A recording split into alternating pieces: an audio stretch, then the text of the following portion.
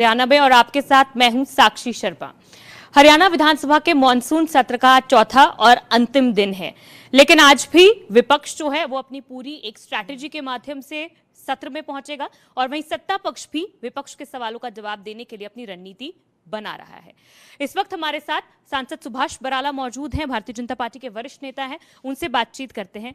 Sir, कल आप विधानसभा की कार्रवाई को देखने के लिए पहुंचे थे। आपने दर्शक दीर्घा में बैठकर पूरी कार्रवाई को वहां पर क्लोजली देखा है, मॉनिटर किया है। कैसे देखते हैं आप कल के दिन की कार्रवाई को? देखिए, कल मैं विधानसभा में गया और भी बहुत सारे लोग विधानसभा में कार्रवाई देखने के लिए आते हैं, और केवल ये कार्रवाई कल की विधानसभा के अंदर के लोग नहीं देख रहे, ये पूरा प्रदेश और देश इस प्रकार की कार्रवाई को आज के दिन नज़दीक से देखता है जब सेशन चल रहा होता है।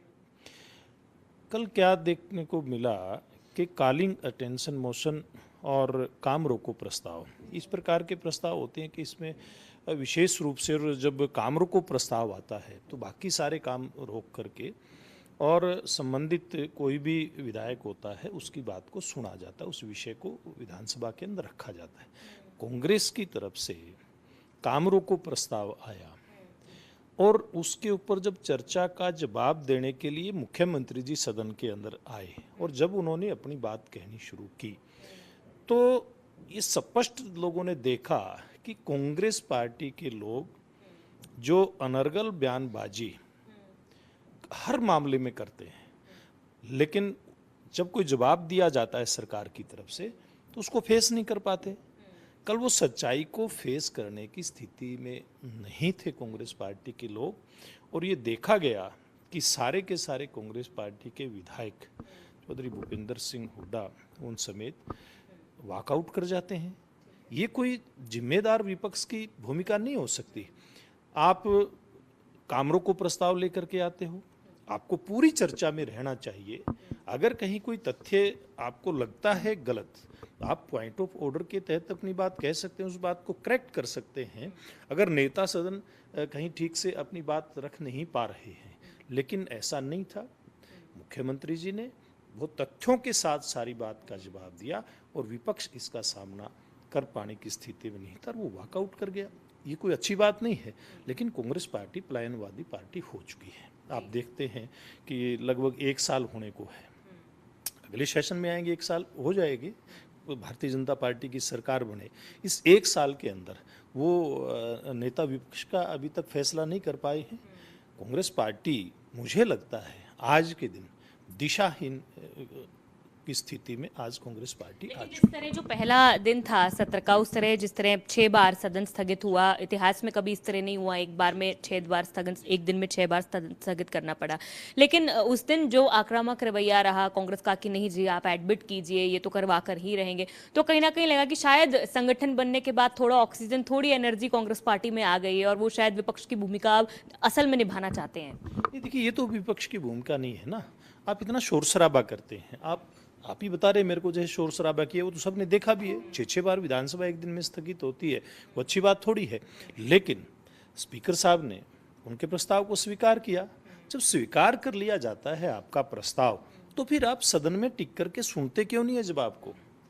ये जनता देख रही है, सारा कुछ देख रही है, इसलिए कांग्रेस पार्टी को इन बातों का भुगतान भविष्य के अंदर करना ही पड़ेगा। कल सरकार ने बहुत सारी चीजें बताई कि कांग्रेस के कार्यकाल में जो बलात्कार के केसेस थे वो 3 गुना बढ़े।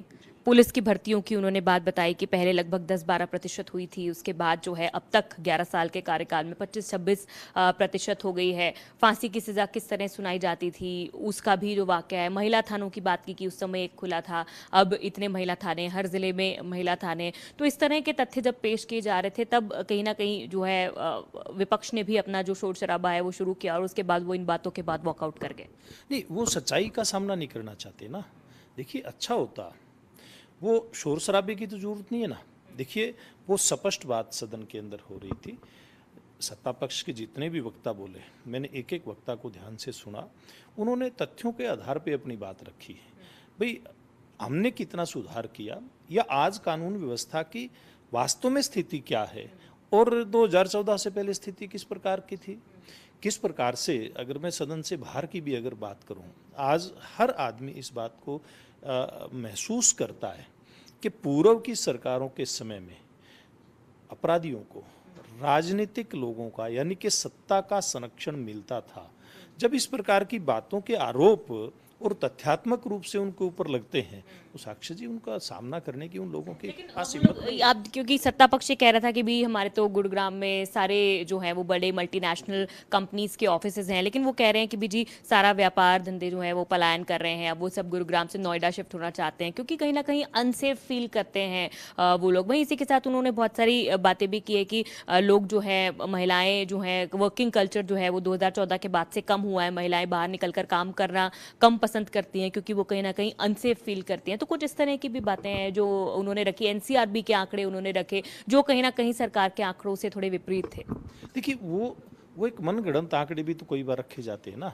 अगर देखिए मैं एक बात कहता हूँ, अगर उनके आंकड़ों को हम ठीक मान भी लें तो क्या वो जब नेता सदन बोल रहे थे उस समय अगर कोई आंकड़े यानी कि नेता सदन मुख्यमंत्री जी अगर कोई आंकड़ा कहीं कोई भूल चूक होती है उनसे, कई बार कोई आंकड़ा गलत भी मान लिया, किसी भी तरह से गलत उनसे बोल दिया जाता है तो क्या उसको करेक्ट करने का प्रावधान है कि नहीं है विधानसभा के अंदर। देखिए आप स्पीकर से पॉइंट ऑफ ऑर्डर चाहेंगे, भाई फला नेता अपनी बात को ठीक नहीं कह रहा, उसके आंकड़े ठीक नहीं है, तो आप पॉइंट ऑफ ऑर्डर लेकर के अपनी बात को ठीक से उनकी बात को करेक्ट कर सकते हैं। और ये पहले करते हुए दिखाई दे रहे थे।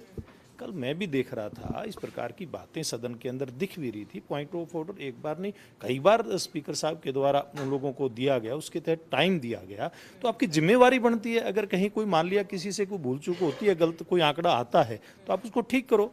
देखिए जनता के सामने आंकड़े भी ठीक जाने चाहिए और आप जिम्मेवार विपक्ष हैं, वो सारी की सारी आपकी बातें जिम्मेवारी के साथ जानी चाहिए। उस जिम्मेवारी से आप भाग नहीं सकते और कांग्रेस पार्टी भाग रही है जिम्मेवारी से। राशन कार्ड्स वगैरह का मुद्दा अभी कल उठा, उसमें कहा कि भी जी पहले इलेक्शन थे तब वो कह रहे थे जी बन नहीं रहे हैं, सत्ता पक्ष ने जो जवाब दिया, और जब बना दिए तो कह रहे जी ज़्यादा बना रही हैं, अब वापस छट्टी कर रहे हैं, सर्वे कर रहे हैं तो कह रहे जी आप वापस काट रहे हो। देखिए ये बातें, देखिए विपक्ष बातें कहे जिससे जनता का कोई हित हो सकता है वो बातें कहनी ही चाहिए। देखिए सत्ता पक्ष का काम है साक्षी जी गरीब आदमी की मदद करना, जिसका राशन कार्ड नहीं बना है, चाहे वो बीपीएल है यानी कि बिलो पॉवर्टी लाइन है, चाहे उससे ऊपर है, कोई भी व्यक्ति है, उसका राशन कार्ड बनाने की एक प्रक्रिया है। और हमारी सरकार ने पूर्व के कार्यकाल में माननीय मनोहर लाल जी के नेतृत्व में 1,80,000 की एक स्लैब तय की थी। उससे जो नीचे जो लोग रहते हैं उनके बीपीएल कार्ड बने और सारा कुछ आज के दिन ऑनलाइन है साक्षी जी, कहीं कोई ऑफलाइन नहीं है। ऑनलाइन जब चीज़ें होती हैं मुझे लगता है कि बहुत पारदर्शी तरीके से सारी बातें होकर के आती है और गरीब लोगों को इसका लाभ मिलता है। आखिरी सवाल मेरा आपसे ये है कि हरियाणा सरकार वैसे तो खेल खिलाड़ियों को लेकर अपनी बेस्ट नीति जो है वो देश में बताती है सरकार भी, लेकिन पीठ भी थपथपाती कि भाई हम तो सबसे ज़्यादा प्राइज बनी देते हैं, लेकिन आज विपक्ष की ओर से कॉलिंग अटेंशन मोशन ये भी लगाया गया है कि जी पदक विजेता जो खिलाड़ी हैं उनके साथ कहीं ना कहीं भेदभाव किया जाता है। इस पर एक ध्यानाकर्षण प्रस्ताव। नहीं देखिए ध्यानाकर्षण प्रस्ताव आए इसमें कहीं कोई दिक्कत नहीं होती। अब कोई इस प्रकार का विषय आता है, तत्कालिक कोई विषय है, विपक्ष की जिम्मेवारी बनती है लेकर के आए। लेकिन मैं जैसे पहले भी मैंने एक बात की, बात होनी चाहिए तथ्यों के आधार पर। आज के दिन जो खेल पॉलिसी है जो केंद्र सरकार की है, हरियाणा सरकार की है, इन खेल पॉलिसियों का ही परिणाम है कि आज हमारे नौजवान पदक लेकर के आते हैं, देश का नाम रोशन करते हैं। और अगर कोई देश 5-6 पदक लेकर के आता है उसमें से 4 या 5 हरियाणा के पदक होते हैं। अगर कहीं पॉलिसी खराब होती, युवाओं को प्रोत्साहन नहीं मिलता, खिलाड़ियों को प्रोत्साहन नहीं मिलता, तो साक्षी जी ये हमारे खिलाड़ी इतने आगे बढ़ जाते क्या। बहुत अच्छी पॉलिसी है, पारदर्शी तरीके से सरकार ने इनको पदक लेकर के आने के बाद इनको चाहे 6-6 करोड़ रुपए तक की मदद देने की बात हो या फिर इन लोगों को नौकरी देने की बात हो, हर मामले में बहुत पारदर्शी तरीके से खिलाड़ियों को मदद की है, इनका मान सम्मान बढ़ा है, खिलाड़ी देश का प्रदेश का मान सम्मान बढ़ा रहे हैं।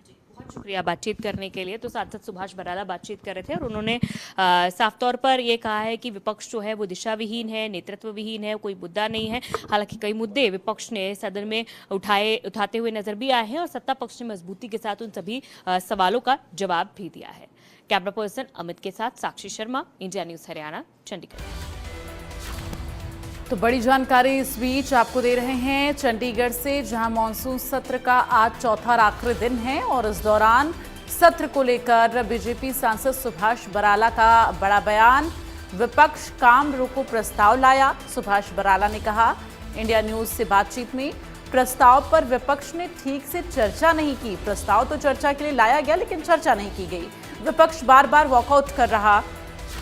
तो सुभाष बराला ने यह बयान दिया है। जिस तरह से मॉनसून सत्र के दौरान तीसरे दिन काम रोको प्रस्ताव लाया गया विपक्ष के दौरान, लेकिन उस पर विपक्ष ने चर्चा नहीं की।